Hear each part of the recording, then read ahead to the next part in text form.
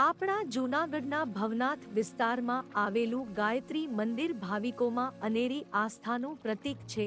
વર્ષ 1979માં વન વિભાગ દ્વારા ગાયત્રી શક્તિપીઠ બનાવવા માટેની જમીનનું સંપાદન થયું.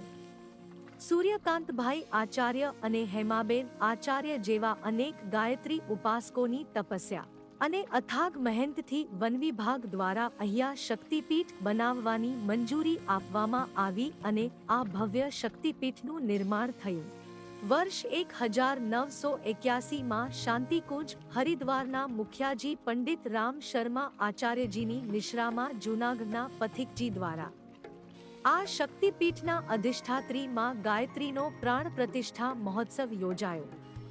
ત્યારબાદ વર્ષ 1983માં ગાયત્રી માતાજીની પાદુકાઓની સ્થાપના કરવામાં આવી.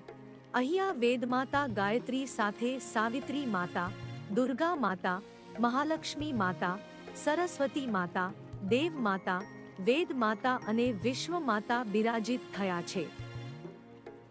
આદિકાળમાં ભગવાન વિષ્ણુની નાભીમાંથી કમળ ઉગી નીકળ્યું અને એ કમળના પુષ્પમાં બ્રહ્માજી ઉત્પન્ન થયા.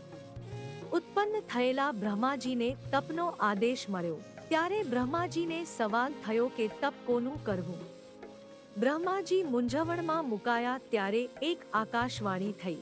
બ્રહ્માજીએ આકાશવાણીના 24 અક્ષરો શબ્દ રૂપે ગૂંથતા ગાયત્રી મંત્ર તૈયાર થયો.